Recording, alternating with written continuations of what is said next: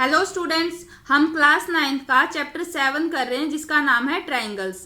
इसकी एक्सरसाइज 7.4 चल रही है और आज इस वीडियो में हम इस एक्सरसाइज का लास्ट क्वेश्चन नंबर 6 डिस्कस करेंगे।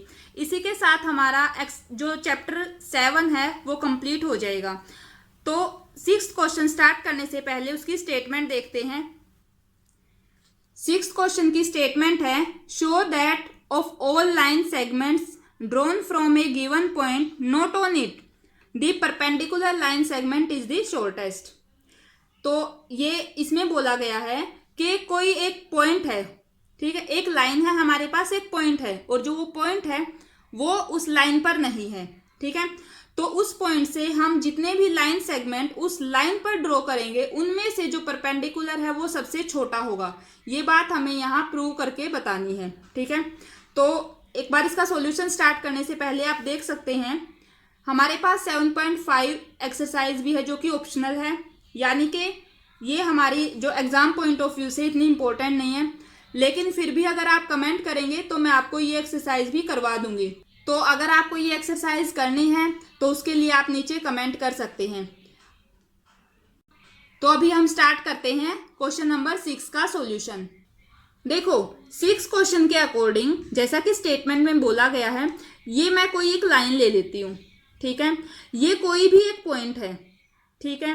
अभी हम इस पॉइंट से इस लाइन पर कितने भी लाइन सेगमेंट बना सकते हैं। जैसे सबसे पहले एक तो परपेंडिकुलर की बात हो रही है, ये मान लेते हैं वो हमारा परपेंडिकुलर है, और भी हम लाइन सेगमेंट ले सकते हैं। जैसे हमने एक ये ले लिया, आप यहाँ से ले सकते हो, या फिर इस लाइन पे जितने भी पॉइंट्स होंगे उन सभी के साथ आप दोनों पॉइंट्स को जब ज्वाइन करोगे तो हमारे पास लाइन सेगमेंट बन जाएगा।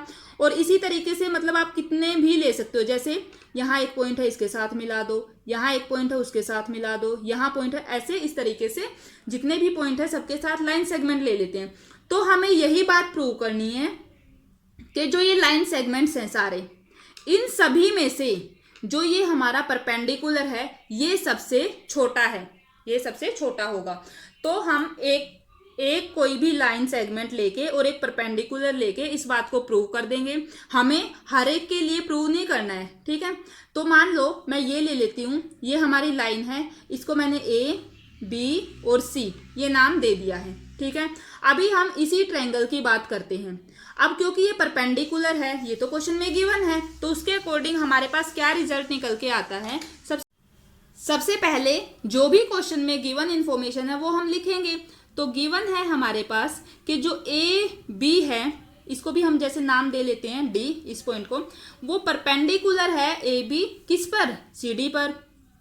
अब अगर ये परपेंडिकुलर है it means A B C ये वाला एंगल, मैं क्योंकि इस ट्रायंगल को ले रही हूँ, आप इधर से भी किसी को भी ले सकते हो, ठीक है। जो एंगल ए बी सी है वो कितना होगा, 90 डिग्री का। ये बात आप समझ गए होंगे। अभी हम बात करते हैं किसकी, ट्रायंगल एबीसी की।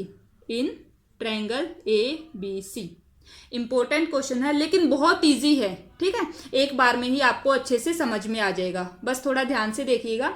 ये जो ट्रायंगल है इसमें, इस ट्रायंगल में तीनों एंगल का सम कितना होगा, 180 डिग्री। एंगल सम प्रॉपर्टी का यूज करेंगे तो हम लिख सकते हैं एंगल जो एबीसी है प्लस जो इधर वाला है बी ए सी, और इसको मैं सी ही लिख देती हूं, plus angle C is equal to 180 degree by angle sum property. या फिर आप लिख सकते हैं the sum of the angles of a triangle is equal to 180 degree. ये बात आपको यहां लिखनी है, मैं यहां सीधा लिख देती हूं बाय एंगल सम प्रॉपर्टी, ठीक है। अब आप देखो जो एबीसी है वो तो हमारे पास 90 डिग्री है, एबीसी तो 90 डिग्री है, और जो ये दो बच गए इनका हमें नहीं पता ये कितने डिग्री के हैं, तो इनको हम एज इट इज लिखेंगे angle B A C plus angle C is equal to 180 degree. तो मैं इन दोनों का सम अगर निकालूं कि angle B A C plus angle C वो कितना आ रहा है, ये उधर जाके माइनस हो जाएगा यानी कि 90 डिग्री। इसका मतलब ये हुआ ये एंगल और ये एंगल दोनों मिलके क्या बना रहे हैं, 90 डिग्री, दोनों मिलके 90 डिग्री हो रहे हैं, और जो एंगल बी है वो अकेला 90 डिग्री है। इस बात से ये रिजल्ट निकल के आता है कि जो ये एंगल है अकेला, एंगल बी ए सी वो हमारे इस एंगल से छोटा ही होगा, क्योंकि दोनों मिलके 90 बना रहे हैं। तो कुछ एंगल ये होगा, कुछ एंगल ये होगा, ये तो नहीं हो सकता ये अकेला 90 और ये 0 हो जाए, है ना। तो 90 से कम ही होगा और 90 से कम ये होगा, और दोनों मिलकर बना रहे हैं 90। तो हम ये बात लिख सकते हैं कि जो ये एंगल है वो 90 से तो कम है। हम ये लिख सकते हैं ना कि एंगल BAC वो छोटा होगा 90 से। और ऐसे ही हम ये भी लिख सकते हैं कि एंगल जो C है वो भी छोटा होगा 90 डिग्री से। ये बात आप समझ गए होंगे। अब 90 कौन सा था, जो हमारा ABC था, तो मैं 90 की जगह एंगल ABC लिख सकती हूँ। तो हमने लिखा एंगल BAC वो छोटा है एंगल ABC से, और इसी तरीके से एंगल C भी छोटा है एंगल ABC से। ठीक है, अभी आप देखो C तो हमारा ये है और ABC हमारा ये है। इसका मतलब ये हुआ, अगर मैं इस रिजल्ट को देखूं, एंगल C तो छोटा है और ये बड़ा है।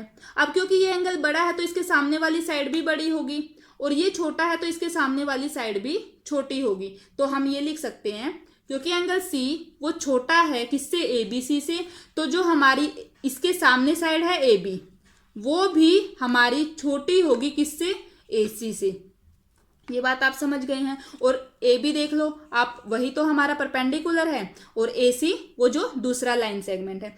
इस तरीके से आप कोई भी ट्रायंगल लेके ये बात प्रूव कर सकते हैं। ठीक है, ये क्वेश्चन आपको अच्छे से समझ में आ गया होगा। अगर कोई भी डाउट है तो आप नीचे एक कमेंट कर सकते हैं। अब हम लास्ट में क्या लिखेंगे, जो भी हमारे पास क्वेश्चन में जो लैंग्वेज गिवन है वो आप यूज कर सकते हैं। हम लास्ट में लिख देंगे hence of all the line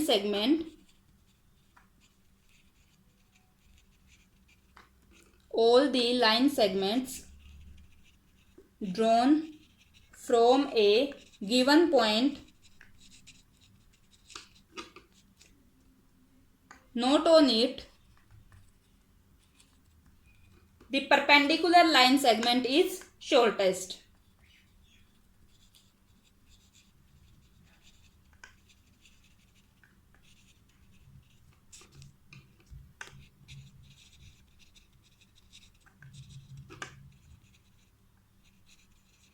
ठीक है, तो ये इस तरीके से हमारा कंप्लीट क्वेश्चन हो गया है। ठीक है, तो ये क्वेश्चन जो है हमारा 7.4 एक्सरसाइज का लास्ट क्वेश्चन था। अभी अगर 5 जो है 7.5 एक्सरसाइज वो ऑप्शनल है, आप कमेंट करेंगे तो मैं उसको सोल्व करवाऊंगी, अदरवाइज हम जो है नेक्स्ट चैप्टर पर चलेंगे। तो फ्रेंड्स, ये थी हमारी आज की वीडियो।